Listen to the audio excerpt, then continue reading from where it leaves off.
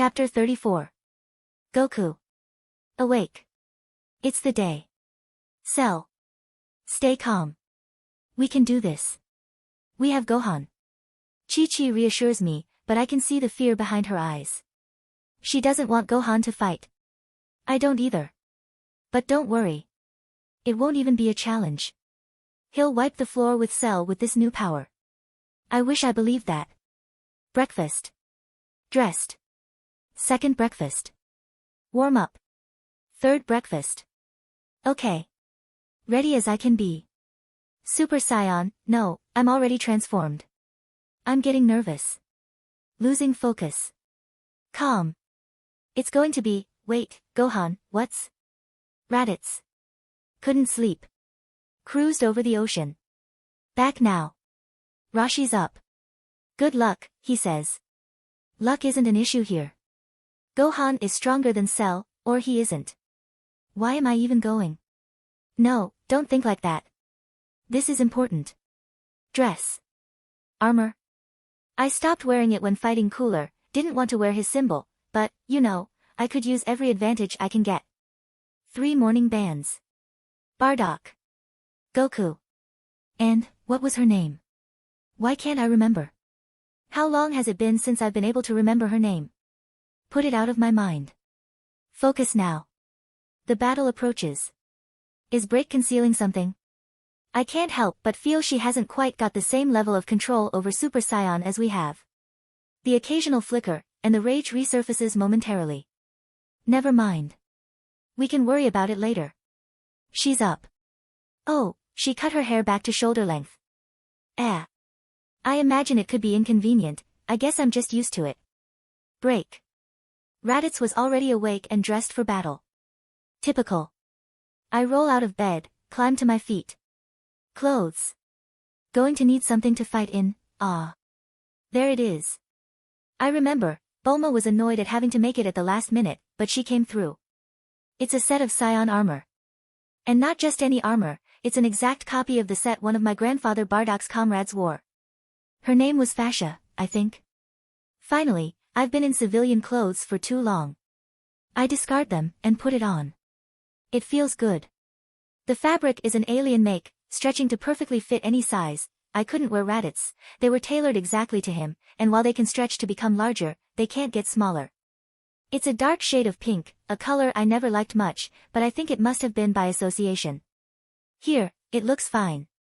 I tap on the armored chest plate a couple of times, durable, but not heavy at all. Now I look the part. I feel like a warrior, possibly for the first time. Just remember what he's taught me. Saiyan, but still human. If that makes sense. We raid the fridge, prompting cries of protest from the others. Whatever. Time to go. The world isn't going to wait. Launch. She stands in the doorway, holding back tears. They share a moment. I try not to look. Then it's my turn. Lingering. I don't want to leave, but I don't want to stay. Goodbye. Maybe. I hope not. Please, come through for us, Gohan. Nail. I've been meditating for 12 hours. I can feel Cell like a distant pressure on my mind. It's time. They're awake. I leave the Capsule Corp building silently. Take off. I'm just going to observe, really. Gohan will win. I've been studying his power, and Cell's. It's hidden, but no amount of concealment can defeat the level of searching I've been doing. Gohan will win. I know this. So why am I still so worried? What could happen? Krillin. It's time. Oh man, I'm gonna die, I'm too young to die, no, we'll be okay. We've got Gohan. Apparently he took down this Broly guy like it was nothing. But Cell, who am I kidding, we're all doomed. Are we? What am I doing? What difference can I make? Cheering them on. When even the Super Saiyans might not get a shot. Well, I can't just stay home and let them go out and fight. I guess that settles it. My conscience won't let me stay behind. It doesn't matter, anyway, we're all dead if Gohan loses. Why is 18 stuck in my head? She's gone. Forget her. She was probably going to kill me sooner than talk to me, anyway. Forget her, but I can't. Zarbon. Yes, I could leave. I could just up and leave this planet to get destroyed. But I won't. Because I know Bulma wouldn't. And I wouldn't abandon her for the entire universe. You think I'm exaggerating? I could own a fairly large chunk of said universe, if I wanted. There really aren't many people out there who could stand up to me. But I'm here, on Earth. Here at the end of the world. What? Yes, I said it. The end. We're going to lose. I'm not kidding myself. I experienced Cell's power myself, however briefly, and I know what I'm talking about. But I'm going to be there when it happens. It's a better end than some I can think of. Bulma. It's not finished. Well, it is. Sort of. I mean, theoretically it might work. But I haven't had time to perform even the most preliminary tests. Dad says it'll work. He would. I guess we won't know until we try. Still, Raditz's last-minute armor request for break gave me an idea. I've got a little gift for him. I'll give it to him when we get there. What? Yeah, I'm going. This is everyone's battle. I'm not getting left out. Besides, I might be one of their best chances for winning this thing. Bulma Brief, Savior of the Earth, has a nice ring to it, don't you think? Wave to Mom and Dad. Anti-cell device stowed away. Capsule, jet bike. Time to go to work. Gohan. Oh. It's the day. I should be confident. How can I fail? But I'm terrified. Can I? Whoa. Almost tripped getting out of bed. Not a good start. Still. That was weird. Not like me to lose my balance like that. Oh well. Probably just still tired. Getting dressed. An outfit just like Dad's. I like that. I know they expect a lot from me. I'll try and deliver. I can't help but feel a little resentment, though. Why should a kid be expected to save the whole world by himself? No, don't think like that. They're only depending on me because they don't have anybody else. And this is going to be easy, right? I mean, Broly, whoa. Room spinning. I'm not a Super Saiyan, when did that? I'm on the floor. How did I get here? And why do I feel? Dad. My voice sounds so distant. Hot. Cold. Colors starting to distort. Can't. Goku rushed into the room. Gohan. Oh, no. He saw his son on the floor, bent down to pick him up. Chi-Chi beat him to it, sprinting downstairs carrying the boy. She laid him on the couch, scurrying around fetching wet towels, tablets, medicines. Gohan groaned. Goku felt his forehead, extremely high temperature. It was so sudden. He was fine yesterday, what kind of disease could have done this? Gohan gritted his teeth, his hand desperately clawing at his chest. Goku leaned down. What is it, son? Does it hurt there? Slowly, as though only half awake, Gohan nodded. Wait, his heart. Could it be? Chi-Chi. I know what the problem is. He snapped his fingers. It's the heart virus Break warned us about. Chi-Chi skidded to a halt, dropping the armful of medicines. I thought she said you were going to get it. Actually, when you didn't, I forgot about the whole thing. Her face lit up. But she gave you the cure, didn't she? Without waiting for an answer, she headed upstairs. Don't worry, I'll get it. Our little boy will be just fine. Right. Goku sat down next to Gohan, who was breathing heavily, his body violently convulsing. The timeline must have altered even more than we thought. What next? It's okay, son. You're going to be fine. Just hold on, Mom's going to. His eyes widened. What's this I'm sensing? No, that's impossible, he wouldn't. There was a crash from upstairs. Goku sprang to his feet and climbed the stairs with superhuman speed. He was too late. Chi-Chi was in her bedroom, looking startled. The room was half destroyed, one wall ripped out and the cool air blowing gently inside. Chi-Chi. Don't tell me. CC Cell. Her teeth were chattering, her pupils dilated. He took the. She gulped. Goku, he's got Gohan's medicine. Goku growled. Not on my watch. He leapt into the air, taking off after Cell's receding energy trail as his golden aura burst into life. It took less than a minute for the high-velocity chase to end up with both standing at the base of Korin Tower, Cell having beaten his pursuer by several seconds. "Ah, Goku," Cell said, nodding to the Super Saiyan. "You're just in time." Gohan's tortured, anguished face filled his father's mind. "Give me that medicine, you bastard." "Heh." Cell sneered. "You can have it, if you like. It's hidden underground, a few miles from here, along with the Dragon Radar. Of course, you've got no chance of getting time to search for them while I'm still alive, call it insurance. I did take one other item of interest, while you were all gallivanting off into space, but I'm keeping this one closer to hand." He held up a standard-looking capsule. "Huh? What's inside?" Goku asked. "That's for me to know." Cell closed his hand, concealing it again. "How did you know where the medicine was, anyway?" Goku demanded. "And why steal it now?" "Simple." Cell shrugged. "I knew how you died in my timeline. I reasoned Break would want to prevent it, and there's only one known cure. I sensed Gohan's energy drop in that particular way, the amplified Super Saiyan metabolism actually making it worse. Clearly the virus striking. Then, using the schematics of your house in Dr. Gero's database, I isolated the most likely area for you to store it." "I get it." Goku nodded. "You felt Gohan's power when he returned from Earth. You know what he's capable of, don't you? You're scared of him." "Don't be ridiculous." Cell snapped. "I fear no being."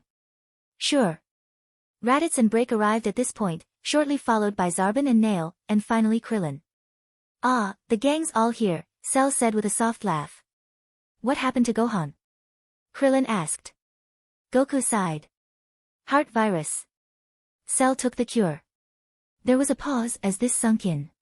They were on their own. Despair began to take hold. "Let's not waste time," Goku told them. "I won't lie, I don't like our odds. But I know all of you. You're great fighters, and we won't let each other down. Fight hard. Don't die easy. Where's Bulma? And Frieza, for that matter?" "I don't know." Zarbon shrugged. "They should be here by now. Maybe they had to stop and do something, or they forgot something, I don't know. We'll have to do this with who we've got." "In such a rush to get started?" Cell asked. "One moment."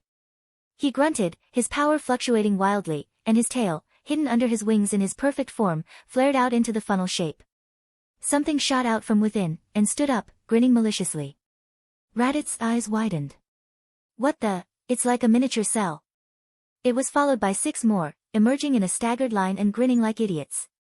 Each stood no more than a couple of feet high, its pale blue coloration contrasting with Cell's green. "These are my Cell Juniors," Cell explained, indicating the chattering group as his tail retreated back under his wings. "Don't be fooled, each is nearly as powerful as I am myself." "What's this?" Nail demanded. "Going to have them do your work for you?" "Nothing of the sort," Cell replied. "But there's so many of you, and just little old me, I'll fight one of you at a time. If the rest try to interfere, my Cell Juniors will step in." The 7 Cell Juniors stood in a row in front of Cell, with an opening in the middle of their line. "Now, who will fight me first? Step forwards. 1-on-1. Goku thought. This day just keeps getting worse. He opened his mouth to volunteer. No particular reason, it was just the kind of thing he did. "I'll go first." Break stepped forwards. "Break? Are you sure?" "Ha." She responded by almost instantly powering up to her maximum, flooring Zarbon and Krillin. Goku blinked. "Her power, it's like I suspected when we fought Broly, she's at least as strong as me." "I need to do this," she told them. "This whole mess is partly my fault. And you've all shown so much kindness to me." She smiled. "I've got to meet my parents. All the great heroes I've heard about. And I've been able to see what the world should be like. Thank you all." With that, she turned and walked up to Cell. "Let's go." "Very well." Cell raised his arms in his peculiar stance, one hand over the other. "Start when you like." "Ha." Standing only a couple of feet away to begin with, she started with a low kick that he jumped over. Again, his speed never fails to amaze me. She leaned to the side, blocking Cell's first punch and launching a jab at his side, which he caught, swinging his knee at her face. She broke away, jumping several meters back and coming to a halt. Ah, quite impressive. Cell smiled. This will be entertaining. The girl from the future, my first challenger. This day is starting out rather splendidly. Does anyone else hear that? Zarbon asked. Yes. Raditz spat. There's no mistaking the sound of an ego that large. Goku put his head in his hands. It's Mr. Satan, isn't it? Unfortunately. The atmosphere here is incredible. The commentator boomed. Hercule Satan, Earth's greatest hero, is about to confront the monstrous Cell. How do you feel, champ? How do I feel? Hercule flashed a grin. I feel like kicking some ass. Simply astounding.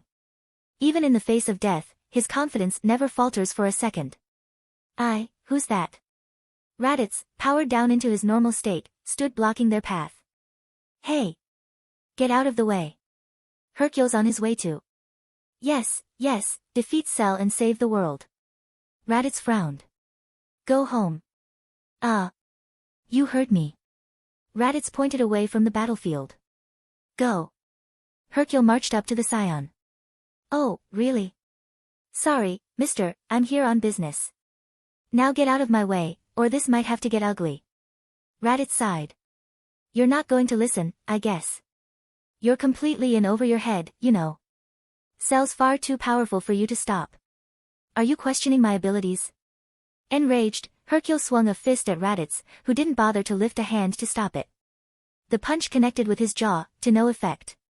Questioning would be an exaggeration. What kind of trick is this? Hercule spun around, delivering a powerful kick to Raditz's stomach, again to no avail. The Scion just flared a tiny amount of ki, throwing Hercule to the ground. I see. Hercule jumped back up. You're pretty good with all that smoke and mirrors stuff, huh? But your cheap tricks can't fool me. Raditz snorted. Trick? Nothing of the sort. I'm just a real warrior, something you wouldn't know anything about. Go on, prove it. Hercule shouted. Stop standing there and fight. Fine. But remember, you brought this on yourself. Raditz stepped forwards, closing the distance in the blink of an eye, the lightest tap from one of his knuckles flinging the martial arts champion several meters back.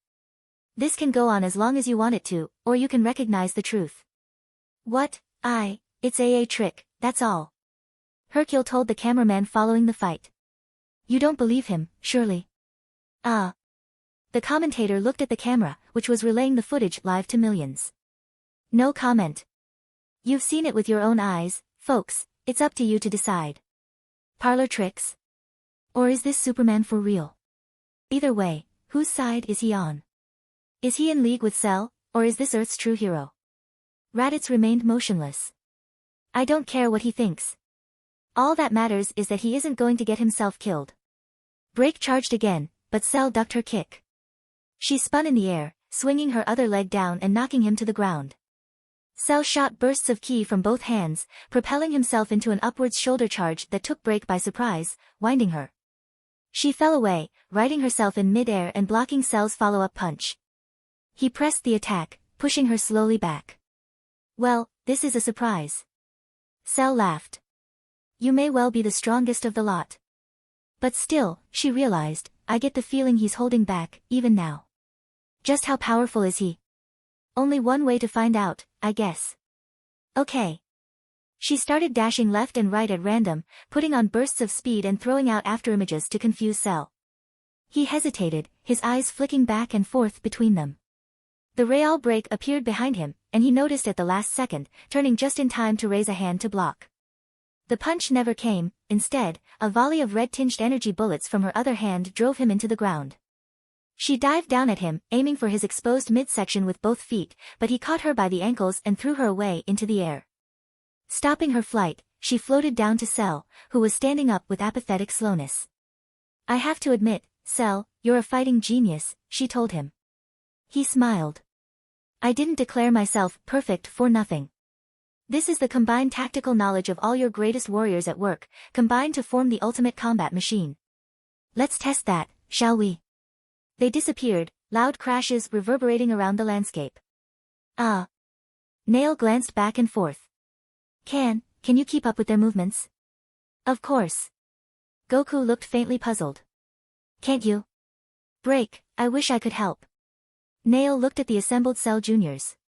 But I fear any intervention we made would just make things worse. Besides, I think this is how you'd have wanted to do this, alone. You do take after your parents. The fighters reappeared as a quick energy blast from Break's eyes took Cell by surprise, and his last-minute dodge left him open to an elbow jammed into his shoulder. He fell away, gritting his teeth, and she pursued relentlessly, a double-fisted swing smashing him to the ground. This time, he was on his feet in an instant, becoming slowly more wary of her abilities. I have to admit, this really is a pleasant surprise. Cell smiled. But let's be practical. You don't have to do this. You could just leave, if you had this, of course. He held up the mysterious capsule again. What's that? She dropped to the ground, cautiously edging closer.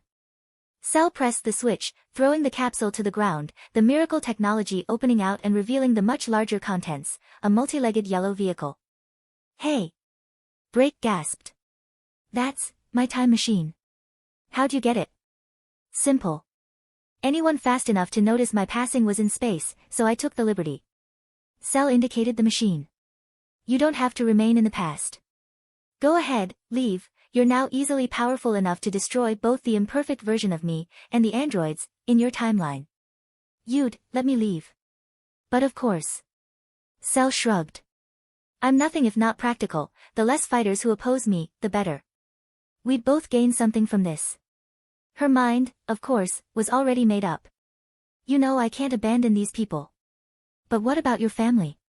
Your real family, in your time. He studied her reactions carefully as he spoke. Bulma? Trunks? Gohan? Break took a deep breath. The last time I saw them, Trunks was dead. Android 18 was beating Gohan into the ground. Bulma might have got away. You see. Why don't you go help them? If I kill you here, there'll be nobody to save them. I can't do that. Break smiled. I'd be betraying Gohan's trust. What? That doesn't make sense. He'll find a way. There's always a way. I have complete faith in him, he won't let himself lose. And even if they get past him, Bulma will think of something. She always does. Here, though, things are different. You're a much greater threat than the androids ever were. Cell scowled. You're delusional. Gohan and Bulma will come through. They'd all want me to stop you. If I run now, I've let everyone down. Here and there. And one more thing. She waved a hand with a ripple of ki, and the time machine abruptly exploded. What? She grinned. I can't fight you at my full potential with that kind of distraction there. I won't allow that temptation to exist in my mind, now I can be completely focused on victory. The here and now. You, fool. He hissed. Maybe so. But I'd rather be a fool than the kind of person who'd betray all these people. She raised her guard. Billions, Cell. There are billions of people on this planet. And thanks to my father, I now appreciate how important every single one of them is. And you threatened to wipe them all out, just because you were bored. There's no way you're going to win. If you say so. He charged her, alternating high and low strikes to keep her on the move. She stepped back, dodging out of the path of his latest attack, but he just continued the movement of the punch, dropping forwards onto his hand and springing off the ground towards her, kicking with both feet. Crossing her arms in front of her face, she took the attack head-on, sliding back with the force of it. Then she jumped, Cell's charge carrying him further on underneath her, and she slammed him down into the dirt again, leading with her knee. Cell threw his ki outwards in a sickly green flare of light, knocking her off and springing into the air. Get back here. She blurred as she chased after him, their soaring forms colliding in mid-air and trading furious, high-speed blows. She landed a punch to his jaw, he kneed her in the gut. He kicked her in the side, she hit him square in the chest. Neither seemed about to give way. Hercule was flat on his back, panting. He'd been trying, without success, to get past Raditz, for several minutes. Raditz shrugged. I'm going back to watch the fight now. Be warned, that was just a tiny fraction of what I'm capable of, and I'm pretty sure Cell's a lot stronger than me. Well. The commentator shrugged, almost lost for words, as Hercule lost consciousness. You saw it here first, folks.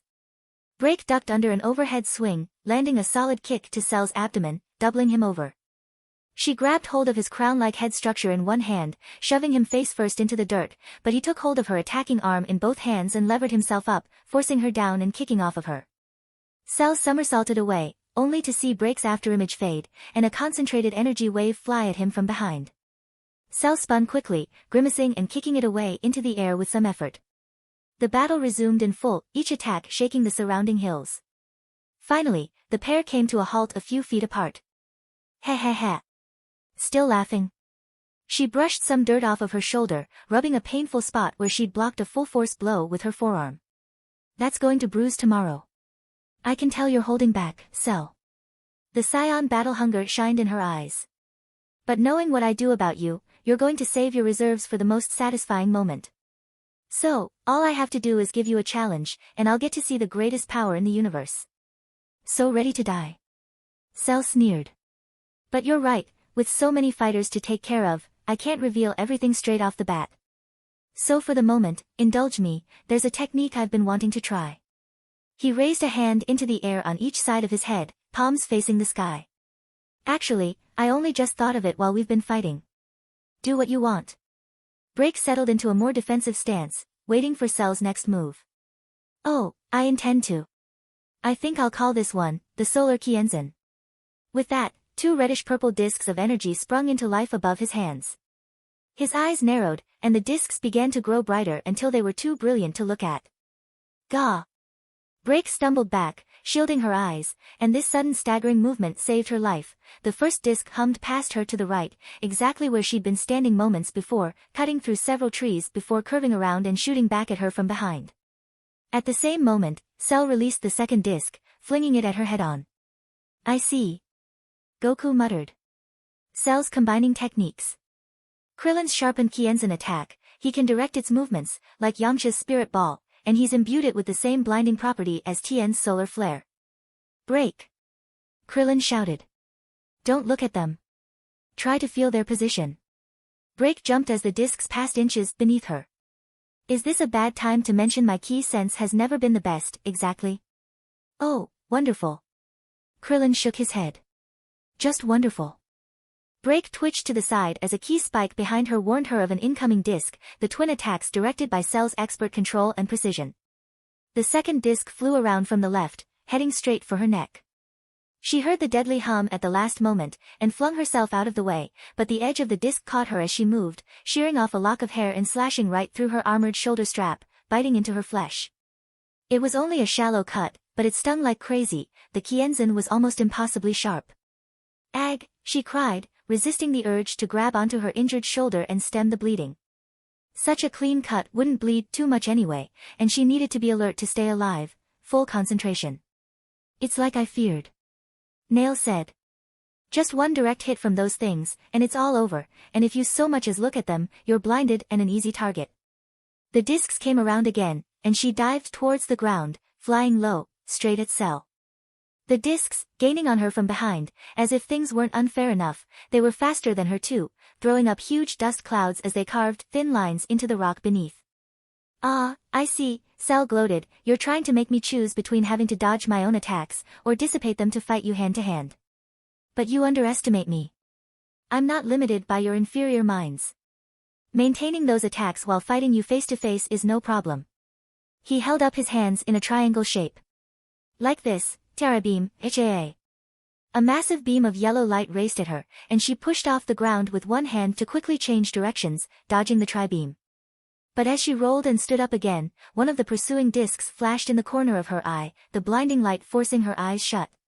In a panic, she jumped back, hearing the telling hum of a disc just missing her in front, but the clumsy movement made her easy prey for Cell. He appeared behind her, punching her to the ground. As she fell, she caught the edge of a disc again, but this time it was no clean cut. She twisted as she landed, opening up a ragged gash in her leg. Cell grinned, recalling the discs to hover above his outstretched hands. If that's the best you can do, I don't think you'll get to see much of my power after all. Damn it. She pushed herself off the ground, breathing heavily as she stood. I'm getting tired of this crap. She eyed Cell, his shadowy outline just visible underneath the blazing discs. There's got to be a way around this, every technique has a weakness. Come on, I can't lose like this, it's not even a straight fight. Well, time to wrap this up. You've got impressive power, but your tactical ability is limited, and that will cost you your life. He hurled the discs again, already smiling in anticipation of his next opponent. Who will it be? Goku? Raditz? Don't count on it. She smiled. I've got it. She ran straight at the discs, looking down at the light they cast on the ground to pinpoint their position in the air, and making sure to focus her key sense to get an exact lock on them. Timing would be everything here. She ignored the pain in her shoulder and leg, both of which were bleeding steadily, as she ran. Exactly 25 paces away, she jumped into the air, somersaulting and landing right on top of the center of the razor-edged disc. She crashed feet first into it, shattering it into tiny fragments, which quickly faded as Cell lost control. Then she dropped to a sitting position as the second flew overhead, placing her hands on the ground behind her as leverage and swinging a two-footed kick upwards, smashing the second disc in as many seconds. Continuing the movement of the kick, she backflipped to her feet. Acting on some instinct, she immediately spun and raised a hand, catching Cell's wrist as he appeared behind her in mid-swing. They struggled silently against each other for a moment before she spoke. You know, you're actually pretty predictable. You've got a taste for the dramatic, so it's only natural that you'd want to get me down as soon as I'd beaten your attack like that. Yeah. She brought her knee up into his chin, knocking him several steps away. He rubbed his chin, scowling. That was quite a clever trick, destroying my attack like that. Simple, really. She smiled. Why would you bother concentrating energy into the center? You can't, anyway, that much surface area would require way more power than any of us have to make a properly concentrated disc. I guess I was wrong. You do have some fighting sense. But still, you're injured now, clearly at a disadvantage. Are you going to continue this fight? What kind of a question is that? She dived back into the fray. I'm not finished with you. Raditz walked over to the other fighters. Hey, you didn't miss that, did you? Goku asked. I mean, your daughter. Don't worry, I saw it. He beamed. I admit I had my doubts, but I'm proud of her. She's actually holding her own against that monster. So, where's that Hercule guy? Krillin asked. Lying in a pile of dirt, bruises and shame, Raditz replied. Cell punched Break in the stomach, her armor absorbed some of the impact, willpower the rest. Willpower, as a matter of fact, was about to be the only thing she was running on, her energy reserves were draining, fast. She swung a spinning kick at him, but it hissed through his afterimage, and he appeared behind her, a targeted ki to the ankles taking her off her feet. She rolled away, avoiding a stamp aimed at her head, and jumped back to her feet, just in time to raise her guard and stop another punch. She grunted as the impact threw her away, stumbling back to keep her balance. Cell shifted his stance. You're not getting tired, are you? Shall we break for lunch? Pun not intended. Just stop talking, okay? She brushed her hair out of her face, feeling her aura evaporating streams of sweat on her forehead, surrounding her with a miniature heat haze. That solar kienzan is now officially your second most annoying technique, next to running your mouth. Annoying is a bit of an understatement for my attempts on your life, I'd have thought, but perhaps you're right. Maybe I should let actions speak louder than words, eh? With that, Cell disappeared from sight. Not this again. Break frowned as she spotted the occasional glimpse of movement, but it seemed to come from every direction at once, with no discernible pattern. He's even faster now, is this just a demonstration of his real speed? I wouldn't put it past him. Alright, I get it. You're pretty quick. Now are you going to? Cell suddenly appeared in front of her, inches away, grinning. She lashed out on instinct, but he was already gone again. He materialized again, this time behind her, and she swung an elbow, but again he danced away before she could hit him. Hey, she protested. Stand still. No thanks, came the reply, as he appeared to her right, vanishing again before her attack hit him. This happened 3 more times before she finally decided to just wait, no point tiring herself out and never getting a hit in. In this precise moment of hesitation, before she had put her guard up, Cell struck, ramming his elbow into the small of her back. She cried out, staggering forwards, only to be met with a kick to the face that knocked her to the ground. Feeling blood rise in her mouth, she pulled herself up, trying to focus. Okay, just focus on defense. He appeared again, and she blocked a punch. Then a kick from the side. Then another punch. This continued for 5 minutes straight, Cell popping up and attacking, Break successfully defending, and Cell vanishing into his high-speed dash that made him impossible to hit again. Finally, she began to tire. She was getting dizzy from constantly turning to defend from different angles, and the blood loss from earlier was slowing her reactions. He threw a straight jab at her, and she unthinkingly blocked it, but it was merely a feint. His knee smashed into her side, knocking her away. She bounced painfully 3 times before managing to control her fall and right herself. Ah, ha.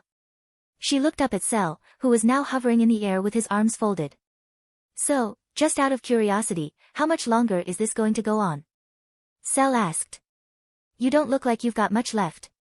I mean, are we talking 30 seconds here, 5 minutes, what? As long as it takes. She growled, launching herself up at him.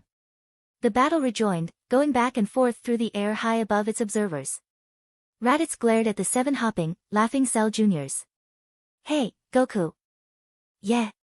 His younger brother looked over at him. Do you reckon we could take those Cell Juniors? If we all attack together? Goku sighed. I know you want to help her, Raditz. But it'd just make things worse. Each of those things is about a match for you or me, I reckon. But we're outnumbered, and most of our guys are less powerful than either of us. The only other people who could take on of those little guys on one-on-one are our kids, and one of them is lying at home on death's door, and the other is up there fighting the original recipe Cell. So, I don't think it would go well.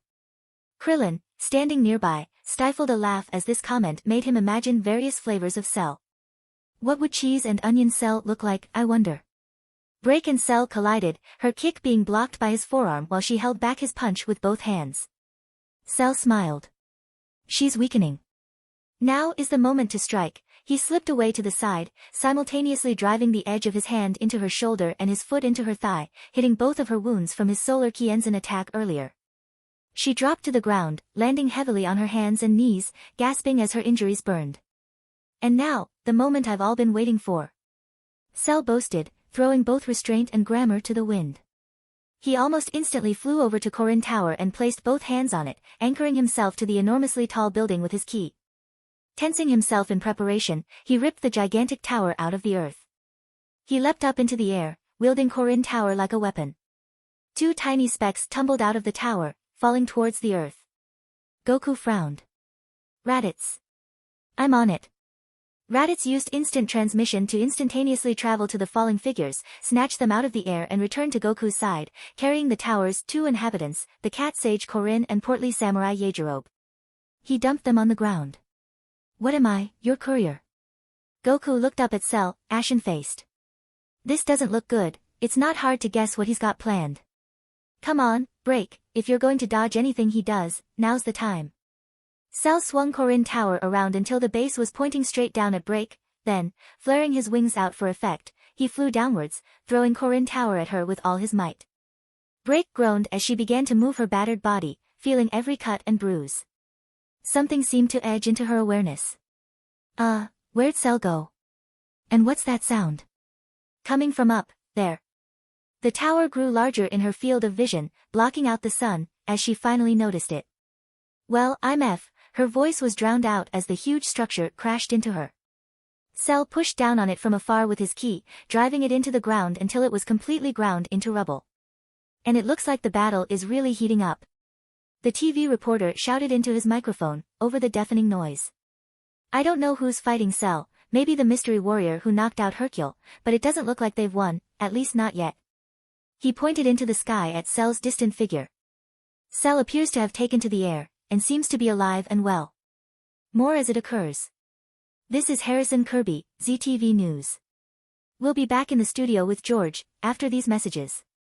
Break struggled to stay awake. I'm not done, got to keep fighting. Finally, she lost her internal battle, collapsing into unconsciousness. Cell laughed deeply as he came to rest on the ground near his defeated opponent, among the ruins of Korin Tower. Well, that was a nice little warm-up. Shall we continue?